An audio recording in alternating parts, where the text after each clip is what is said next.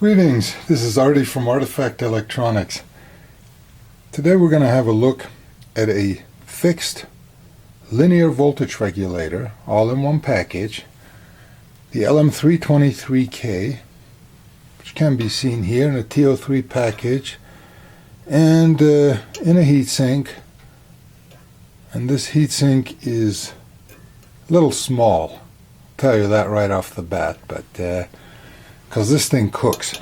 But anyway, why are we looking at this? Well, first of all, we're going to talk a little bit about linear regulators in general, which have been mostly surpassed by switching mode supplies nowadays.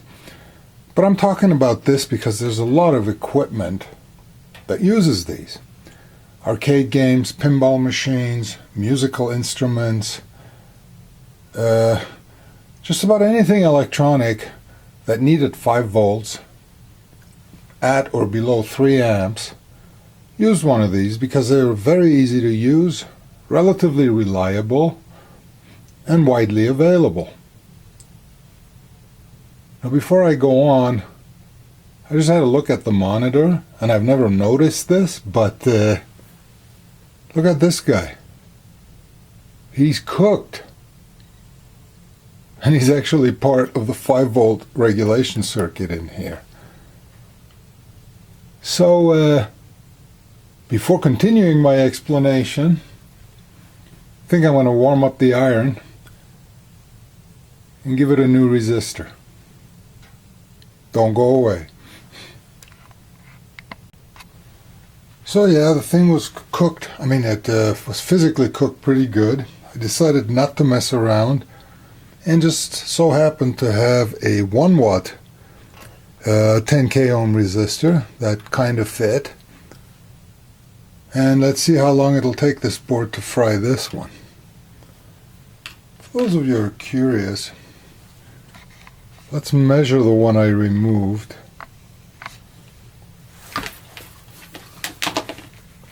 And see what value it's at right now.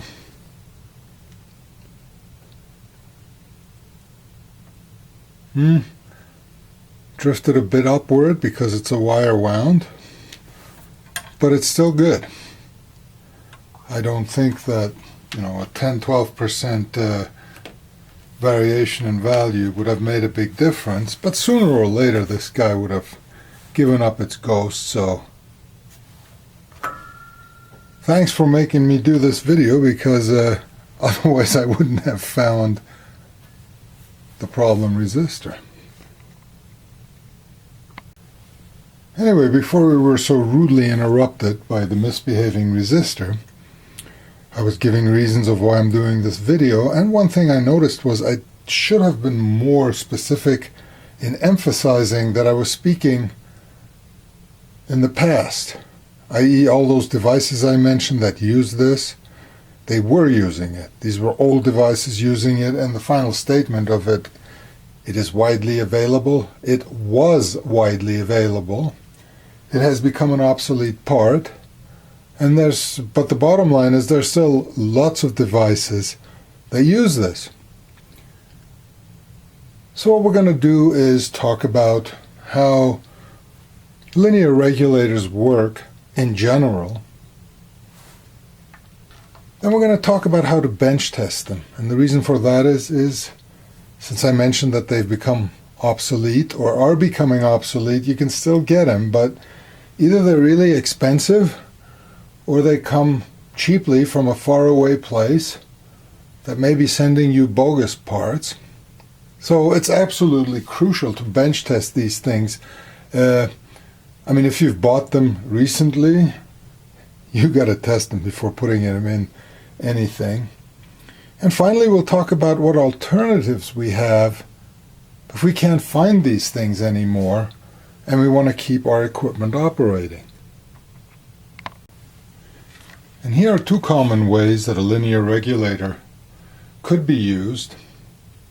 And oh yes, the PCB we were looking at previously was from a 90s pinball machine, the Paradriver. And the schematic we're looking at is from an early '80s game. This is from a Williams Joust arcade game, but it serves to illustrate two different ways on the same board to do linear regulation. Using a fixed regulator down here, we basically have a bridge. We tap the unregulated voltage off of the DC terminals of the bridge with some smoothing capacitors here. We have an input and output, and here's something labeled ground. So that's hooked up, that's the common ground. We're dealing with a negative voltage here. On the output we have smoothing caps again. This is just a status indicator, current limiting resistor, and an LED, and that's it. Out comes the voltage we want. This particular one generates minus 5 volts. But, the 5 volts would be, you would essentially tap the input from the positive side of the bridge, and ground would still be ground, except now ground would be the negative output of the bridge. But see, it's very simple to use, and all you really need is some smoothing. Status LED is inconsequential, and boom, you get the output voltage you need. And it's regulated pretty well. The problem is there's definitely a current limitation. I mean, if this were a TO220 part, it would probably only be able to output about an amp if heat sunk correctly. Now, the package we looked at was a TO3, and that the TO3 package that the 323K is in can handle up to 3 amps. But what do you do if you need more than 3 amps? Well, in that case, it gets a little bit more complicated. And we should turn our attention to this upper part here that is used to generate 12 volts. So this is more of a David and Goliath scenario up here, except that David and Goliath are playing nice with each other. Again, we got a bridge, smoothing capacitor, but then the voltage is being fed into an an LM723. The LM723 is just a 14-pin dip with no provisions for heat sinking it. So, as you can imagine, a few hundred millivolts or milliamps will come out of this, and that's about it. It's a pretty accurate chip, but it's kind of weak in the knees. But it's the brains, so that's David. So what David needs is a Goliath. So the way this thing works, instead of outputting a voltage and feeding it directly into the circuit, it generates a bias voltage for Goliath, which is a series pass transistor, a 2N3055 in a TO3 package. This transistor can handle upwards of 10 amps, but it has to be massively heat sunk to do so. So when I say massive, I'm talking about something like this, which, this one will hold 2 transistors, but yeah, you need something pretty beefy for that thing to handle 10 amps. It's not handling 10 amps in this instance. I would guess it's probably handling about 3 or 4 amps, but still. The one recurring theme you're going to hear is there are maximum ratings given for all these things, but the small print always shows you the regulation abilities and the current handling abilities as compared to the ambient temperature for the chip. And of course, the more current you run through this guy, the hotter he gets. So, yes, it's got to be heat sunk. As far as 723 is concerned, it also came in the metal can flavor, like this. See how nicely they supplied chips? They had this plastic carrier for it, making sure that the pins don't get bent and all of that, but I don't think they make the metal can ones anymore. This has you have a better opportunity to heat sink this, but still, it's kind of small. I think this is also limited to a few hundred millivolts of output, milliamps of output current. But that's where back to Goliath we come back to Goliath, who comes into play here. And what the 723 does is it basically biases the base. So it changes the amplification capabilities of this. Because what happens is the output voltage is fed back into the 723 over here. We got some feedback, and this thing is going to mess with the bias current on this until the output voltage is what we've set up, which in this case is 12 volts. So Goliath is being told how much of this current to let through that's coming from the unregulated part. And so that's how a series pass approach would work. You need an extra chip, which is this, and a bunch of nickel and dime parts to set the voltage, get the feedback, and all of that good stuff. But that is another way of doing it when the 3 amps won't work for you. And another interesting part that this has, even though it has nothing to do with the regulation, but this has crowbar protection. So if it sees that the voltage on the output goes too high, this guy starts conducting, turns this guy on here, and just as the name implies, crowbars or shorts the output to ground. What that's going to hopefully do is blow the fuse very quickly, the one over here, but it's going to protect whatever load is hooked up to it, that if the 12 volts here goes high, and it can go high if this transistor fails or the regulator fails. I mean, there's 20-some volts being fed in, and if that 20-some volts appears here, the loads are going to be unhappy and go up in smoke. But anyway, that gives you an idea of 2 common ways of doing linear regulation. Obviously, in our case, from what we looked at, we have this guy, which is the LM723, just a normal TO3 package, and it's been proven to work well in millions and millions of applications. But as I mentioned before, we need a way to test these. I ordered some from different eBay vendors, got some from friends, and had a few left over in stock for myself. So let's have a look at what we need to do. What kind of a bench setup do we need to test these, and to test them under load also. So here's the setup. My first test subject comes out of my personal stock. I had a whole bunch of these over the years, but I guess I used them up and started running out of them. And so this is an original.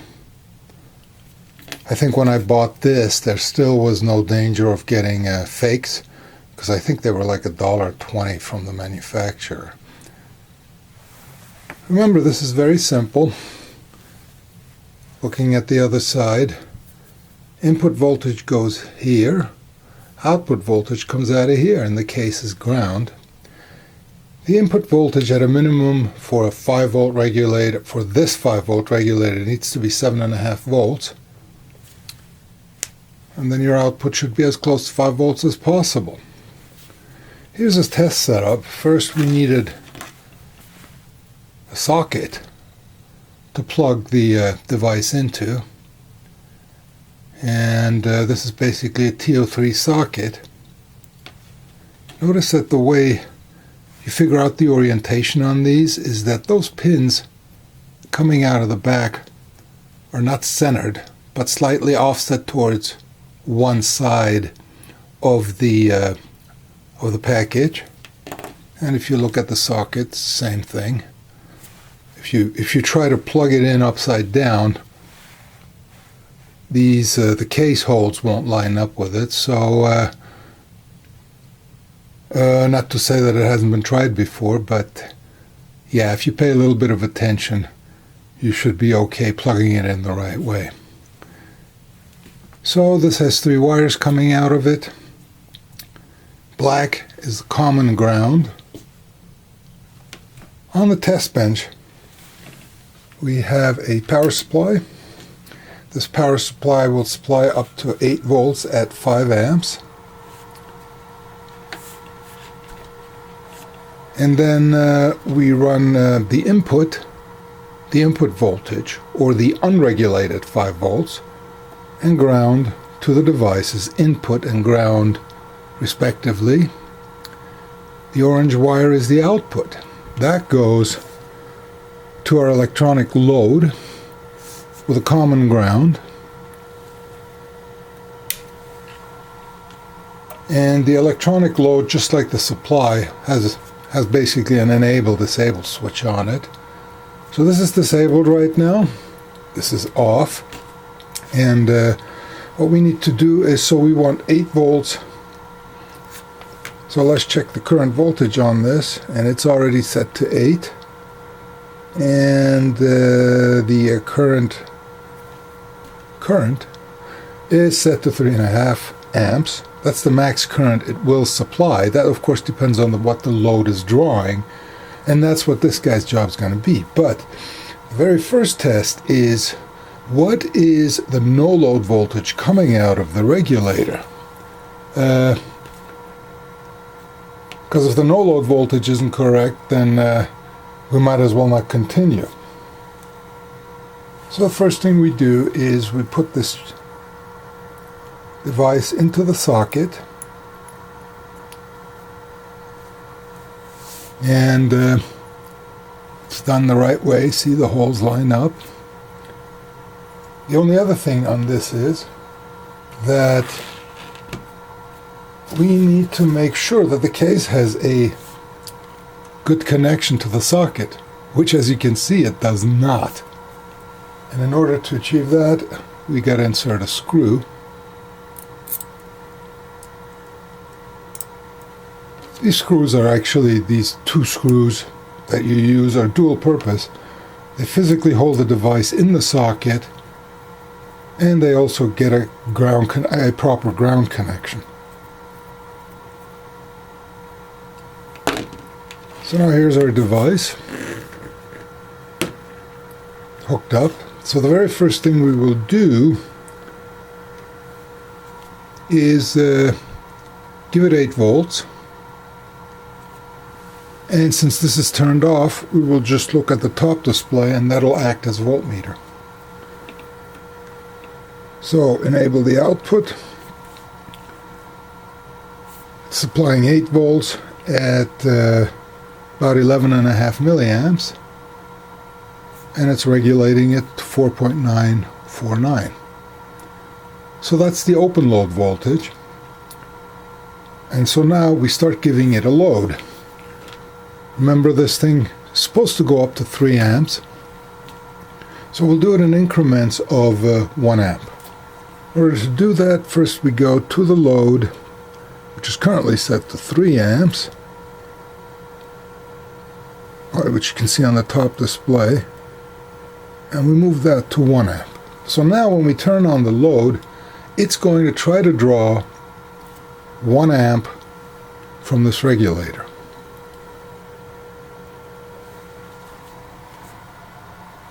So it says it's drawing 1 amp.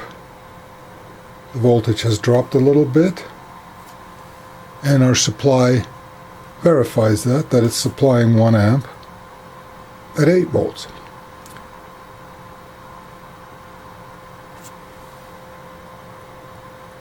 Yes, it's getting warm, but not too warm to touch. One other thing I need to point out, I just kind of threw together this harness over here. The wires are probably kind of thin, so we will see an abnormal drop as we increase the load current. But hey, it's the best I could come up with the parts I had laying around. So anyway, the next step is we turn off the load and we go to 2 amps. And now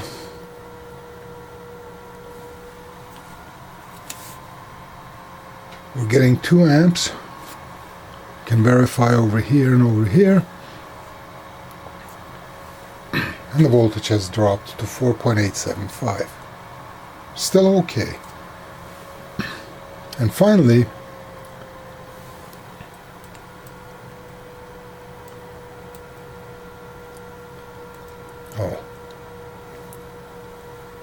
we put it to 3 amps, which is the max capability of this. And it'll probably start heating up really good. The voltage drops to 4.832, which is still perfectly acceptable. This thing is running at maximum capacity right now. And as a verification, we can see that it is supplying 3 amps, so this part's good. Of course, in order to make sure that it really is good, I gotta bring back that big heatsink, screw it in there and let it run for a while.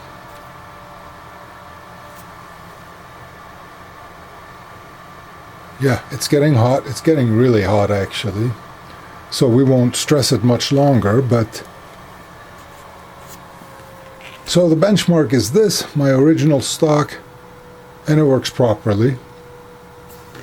So now on to the new devices I got.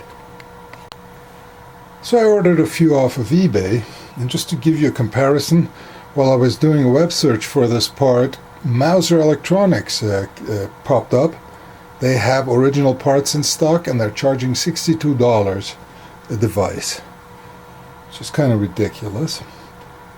But prices were still pretty high, even on eBay, with the US sellers claiming that they're original, $20, $15, $20, and so on. So I kept searching, and I found another vendor who sold me 6 323Ks for, what was it, $2 each with free shipping. So I paid $12 for this. No, I paid less, actually. I think it was like $9 shipped. I don't remember. It was a couple of months ago. Which, of course, made me very suspicious. If it sounds too good to be true, it is too good to be true. Everything's bent on these. But if you look at the writing, you see that? It says LM323K-MIL, which means this is the military version of it, which normally costs about 3 times as much as the consumer version, and thus should be super reliable and very well tested from the factory. So let's go ahead and see how this one fares. Okay, the new device is inserted in the socket over here, the military part. And first doing a no-load test. This guy says he's supplying 8 volts at about 60 milliamps. And the meter says it's getting, what, just under 500 millivolts. So I don't know what this is. And the funny thing is, I tested all of these when I got them a while ago,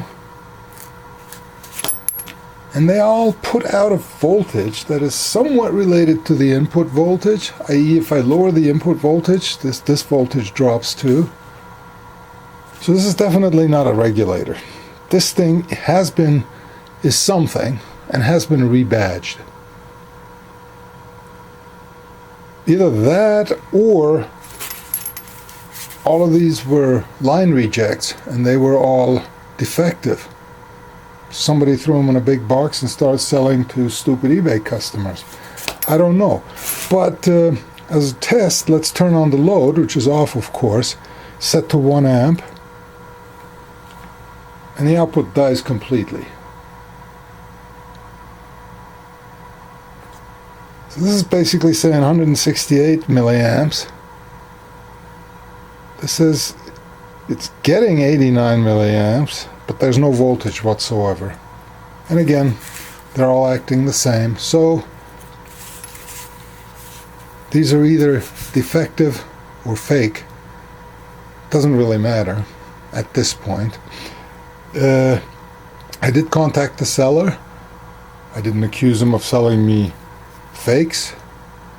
I just complained and said, hey, none of them work. What do we do? And he refunded my money, all $9. So, caveat emptor, buyer beware. If it looks too good to be true, or costs too good to be true, it probably is. And best of all, the vendor, of course, not of course, but let me keep all the parts, didn't even ask for them back. Now, I did use my tester over here to test these devices, but I didn't expect much, because even on good regulators, this particular tester or this particular software revision does not identify the device as a voltage regulator. So this doesn't mean much, but I thought, hey, maybe it's some kind of a transistor that they rebadged, but it isn't. I don't know what it is, and I probably never will. So let's get the next batch. So here's the next batch. These also came from eBay. They, I think, were $2.20. About 10 of them. And there was extra shipping involved. But, you know, seller with high feedback. So let's pick one out. The only weird thing about these is it looks like they were polished on the back end. It's almost like they were removed from equipment and then polished, or maybe they came out of the factory like this, but you can clearly see that some machine was on over this. There's some dirt on it, which is a good sign. Not dirt, but it looks like there's some dust on this one, which I think is a good sign, which means it sat somewhere for a long time. But yeah, let's put this one in and see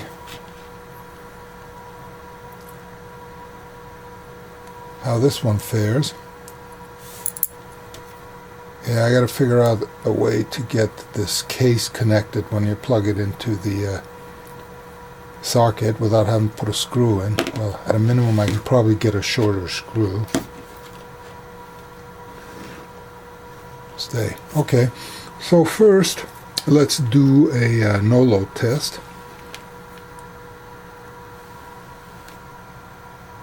And this one looks good.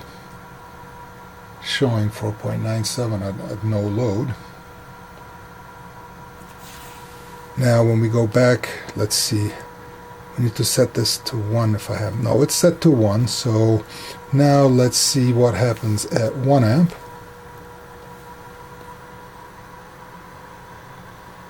This one is it's acting pretty good. Then we go to 2 amps.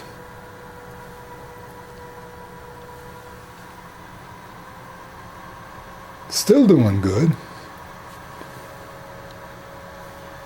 And getting hot. And finally, we go to 3 amps. Almost identical to the last one. So it looks like the second batch I bought was good. Yeah, and when I removed the last one, this guy, I didn't pay attention, and yes, it was pretty hot. It was 3 amps hot. So I'm going to let this one cool off before I pull it out of the socket. And we jump on to our next batch.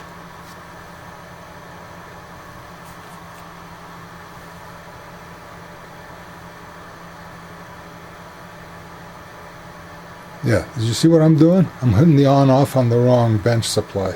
So we'll turn it off. We'll turn off the load. And on to the next one. I did decide to test all of them off camera. And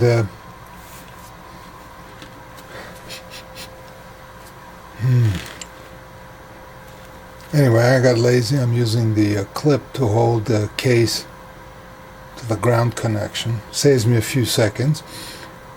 But at 1 amp, it looks good.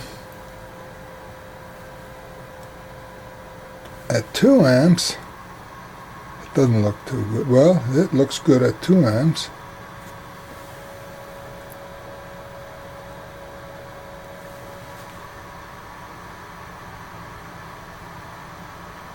At 3 amps, it kind of gives up.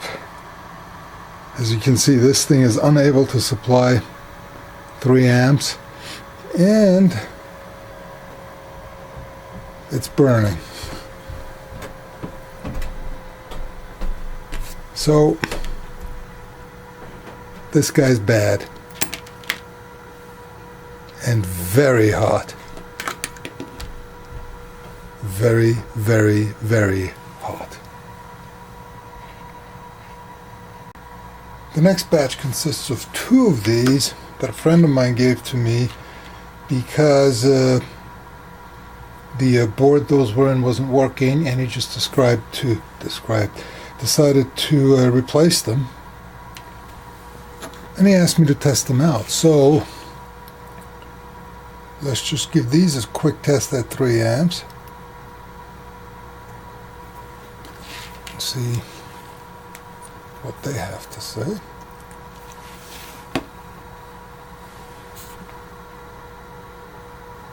No load voltage is good. It's set to 3 amps still, I think.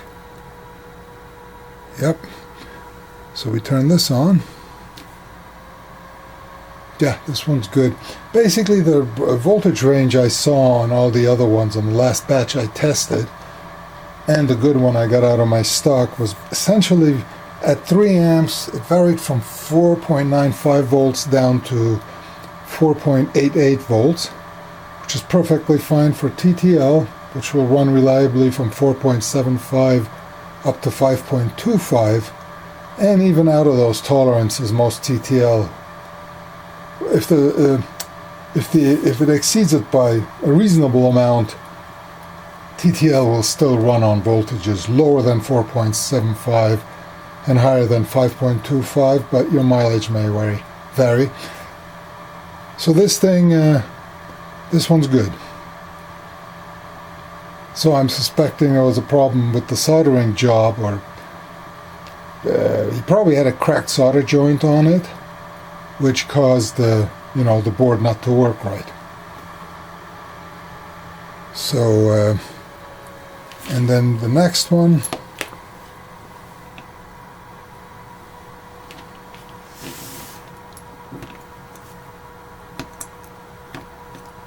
so this one goes back to my friend, and he can safely use that.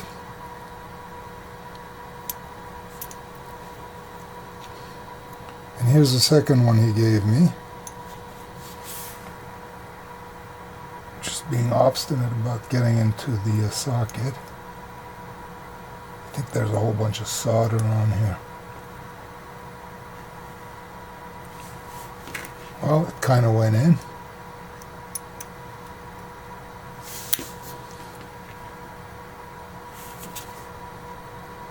Ah, guess what? I plugged it in upside down. That shouldn't have prevented it from going in, though. But anyway, yeah, see, you do it right and it goes right in. We hook it up. No load, looks good. With load, it also looks good. So both this device and the one we're testing that my friend gave me, they're both good.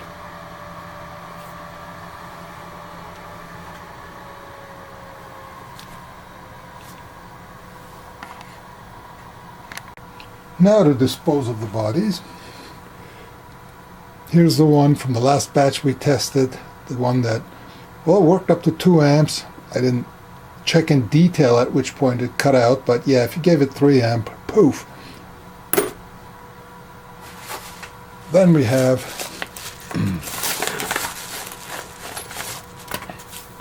these guys, which I don't even know what they are. Quite frankly, if you look at it, it doesn't look like they've been repainted or anything. I think somebody just collected a whole bunch of defective regulators and started to sell them. So with that done, the next question, and the final question is, so what can we do? What alternatives do we have? If we can't find any more of these, if we're too cheap to pay for them, well, here's what we can do. Well, the most obvious one is to replace the affected voltage with a switching power supply. So what you do is you remove the regulator, the corresponding bridge, smoothing caps, and anything else, and you basically get yourself a 4 amp 5 volt wall wart supply, and you wired it in here. It'll work. It's extremely ugly and unelegant, but in a pinch, that's what you could do. Now the problem with this particular board we're looking at is it generates a whole bunch of voltages, but if you had like a board that only used standard voltages, such as plus minus 5 and plus minus 12, there are switching power supplies made specifically for arcade games that output those voltages at a sufficient amperage, and you could basically get the entire power regulator board and replace it with one of the dedicated switching power supplies. But what if you don't want to butcher your board, but you just can't find a replacement, or you're not willing to pay going prices for them? What else?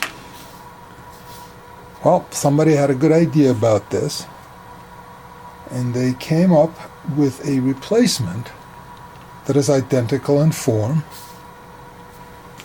and superior in function, or so they claim. If we look at this a little more closely, the other side has the exact same outline as the 323, same pins. Notice that on the back side of this, it has some hefty contacts, so the case makes good contact to ground, but the rest of it is a PCB, which implies it doesn't need to be cooled, it doesn't need a heatsink. Even though these I got from somebody else, had a few of these that he had problems with, and when I got them, they were basically covered in heat paste, which was totally and entirely unnecessary. I mean, it doesn't hurt anything, but you know, it was still kind of funny. But looking at the front of it again, this is a switching supply. It is adjustable. It's 5 volts, and I think it exceeds 3 amps. I think it's rated at 4 amps. There's really not a whole lot on here.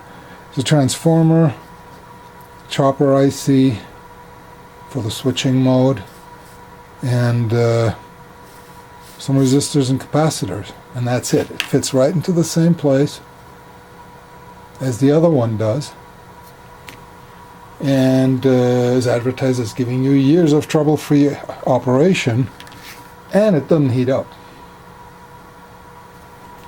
So Got a few of them from someone who had problems with them. So let's test those the exact same way we tested the analog part. Now, they are a successful part because there's several vendors on eBay selling them. And what's the model number on this? Is there a model number? Oh, it's called the PSU-5. You see that? PSU-5 under the IC. And it's a drop-in replacement. And I think they do sell for about $7 or $8. So, take your pick. But these are currently being manufactured. Most of the vendors on eBay who have them, who offer them, are out of them. So people are buying these in large amounts. But but obviously here is an alternative part that doesn't require you to butcher your board. But let's go ahead and test them. I have a total of 3 of them to test. So I plugged in the first one. Let's see no load conditions. There's the output voltage. It is adjustable. I haven't even tried to see if that is true. So let me find a small screwdriver, because there is a pot on here. Let's see if it'll let me adjust it. Yes, it will. So let's adjust it. Let's see if we can do it to exactly 5 volts with a no load. Yes, we can. And then we turn on the load. Is it still at 3 amps? Yeah. Yes. Now it is. And look at this. It's kind of funny. It drops about the same amount that the linear ones did. Except you can take this one and adjust it so that it gives you 5 volts at full load. That's very cool. So now it's giving us 5 volts at 3 amps.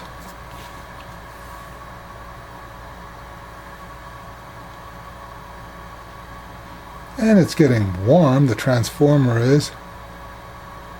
The chip isn't. There you go. So this one works just fine.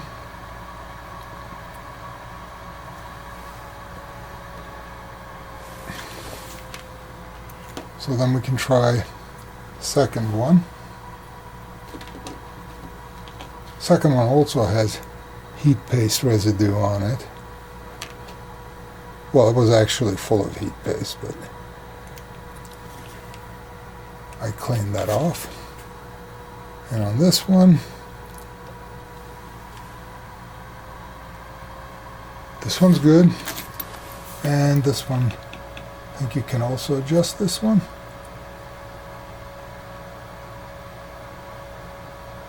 Yep.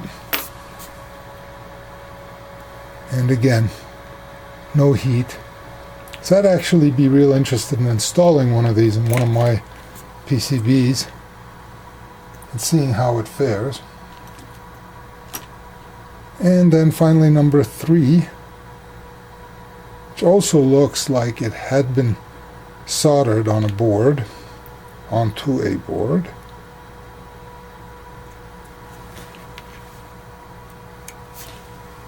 And we're still, let's see, open, no load. Uh-oh.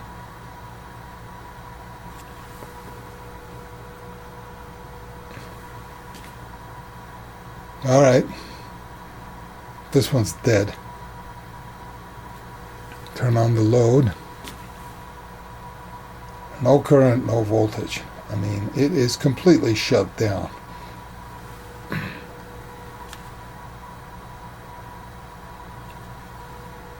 So, not all's well in paradise. Well, I don't know what was done to this.